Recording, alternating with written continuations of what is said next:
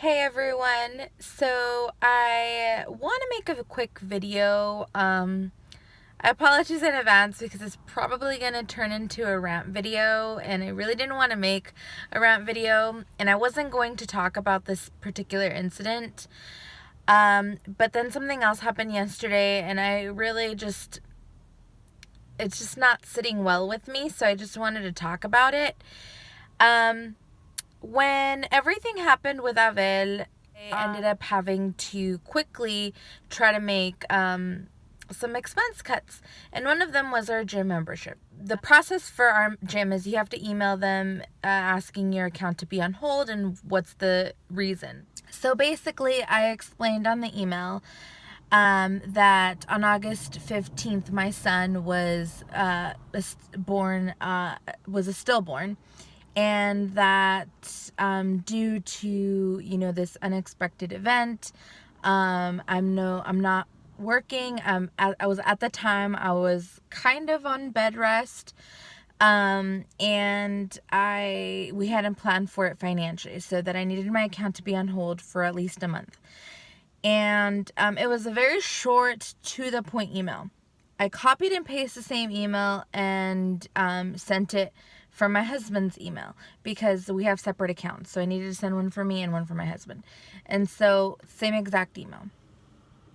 I get a response a few days later from the manager, and basically he said, okay, your account has been put on hold. You will not be charged for the next month. Basic stuff. And then at the end he says, we wish you guys the best on your new baby girl. Let me tell you, when I read that, I got really, really upset.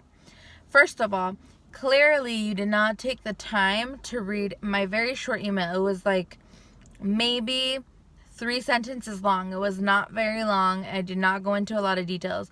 But my first sentence was, I had a miscarriage, which resulted in me giving birth to my stillborn son.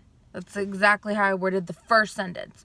So clearly you didn't take the time to read the first sentence, because you're congratulating me on having a girl. I don't know where on there I wrote girl, because I did not write girl. So, but then my husband didn't read his email right away, and he called me and he said, hey, I just got a voicemail from our gym. And it was the manager, and he was basically saying, oh, I just need to verify that you need both accounts on hold and not just your wife's. If you could please give me a call back. And once again, congratulations on your new baby girl. So now there was 3 forms of where he really messed up. He emailed both of us, and then he left a voicemail. It's so sad because this is the manager. This is the person, the forefront, who's representing our gym. And it's just really irritating that he didn't take the time to just simply read the email completely. It's really annoying. My husband calls, and I guess he, I don't know, ended up rereading the message or something, because as soon as my husband called, the manager apologized, said, oh, I'm so sorry. I was in such a hurry. I didn't completely read the message. I apologize. And my husband said he sounded very apologetic, and he just seemed like he felt horrible about the whole thing. I appreciate that. Anyway, I got over it. So then, fast forward to another incident was when I went into the disability office to turn in my paperwork for the disability insurance. On there, my doctor had to fill out a portion for the physician. It's like a physician statement letting them know like the medical code of what happened to me and a description. And I read everything just to make sure it was fully completed. And on there, my doctor wrote that basically I gave birth at 22 weeks to a stillborn. So it explained on there in details, and it had the code, the medical code. Obviously, I don't know what the medical code means, but it did say on there pretty clearly. Now, I go in and turn in my paperwork, and the clerk looks over it, looks through every page, and then it says, okay, it looks like it's complete. It's ready to submit. So then I said, okay, thank you, and I'm ready to get up, and he just says, oh, congratulations. Clearly, you probably just saw the word pregnancy, or maternity, something to do with having a child. You didn't read completely, because on there it says it resulted in a stillborn. Again, I just kind of brushed off the whole thing and I was just like, whatever.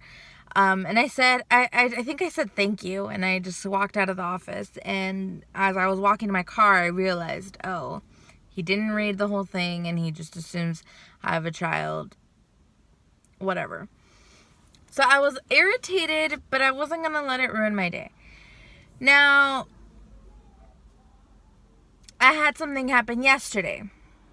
I had received an email from the disability insurance saying that they had information that I needed to complete online. So I log into my online portal, and I look up what is it that I needed to complete. And they said on there, oh, it looks like your 6 weeks of pregnancy disability has been completed, or you've used it up or whatever, and now you must apply for paid family leave. Now, for anybody who doesn't know what paid family leave, it's an additional insurance that gives you 6 more weeks of bonding time with your newborn child, or like if you adopted a child, it gives you 6 weeks of paid leave for bonding. Again, I had a stillborn. I do not qualify to get paid family leave.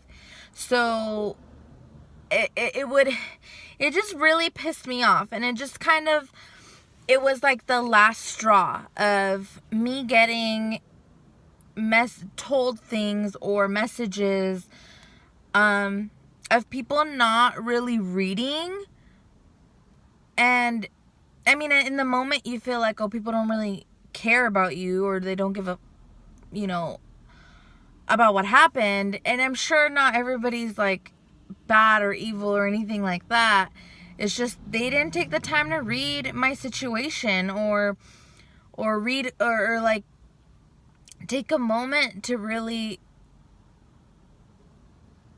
like break down what I'm trying to say or what's going on with me. And so I was so irritated. I called the disability office and I said, I got this email, but if you could see, I've been on disability insurance. You guys are paying me. So you can see that my pregnancy had complications, and it did not result in a live birth. It resulted in a stillbirth. And so I do not have a child to bond with. So I'm not sure why you're sending me this email to apply to paid family leave when you're going to reject it and you're going to tell me the same thing. And of course, I didn't say it as upset as I am right now, but basically he apologized. He was very apologetic. He felt horrible. And he just said, it's just an automatic thing. Once you have disability due to a pregnancy, after the 6 weeks pass, you automatically get sent the paid family leave application. And that made me feel a little bit better, in the sense that, okay, it wasn't like somebody being dumb and just sending it. It made me feel a little bit better. But then I thought about why. Like, I know automated mail, automated messages are supposed to make it easier for the worker, for the job place and all that, but they don't apply to everybody. And sometimes when you send these automated messages, you don't realize how they could be a trigger, or how they could impact that person. But it's taught me a lesson that we can't just like assume or treat everybody in every situation the same.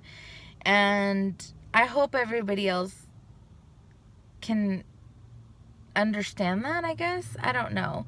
I'm just really bothered by it. Bothered by people being robots and just not taking the time to learn, or not even learn, but not taking the time to read what's in front of them and really understand what that means of what is in front of them.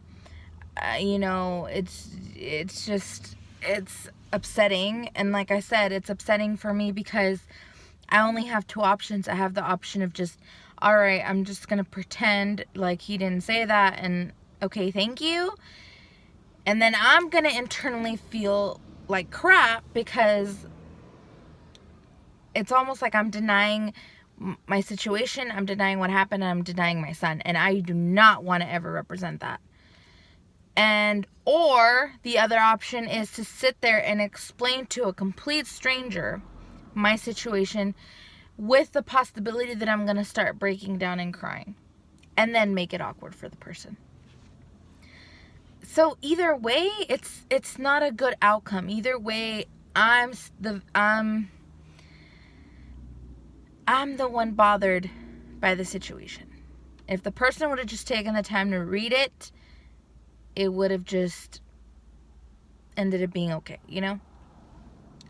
Anyway, that is my rant. That is what happened. My suggestion, what my learning lesson from this is, I'm going to make sure when I'm on the receiving end of these type of things, when I go back to work, I'm going to read everything. I'm going to take the time to listen to the person, because it is a person and every person has their own story. And every person is not a generalization. You can't generalize.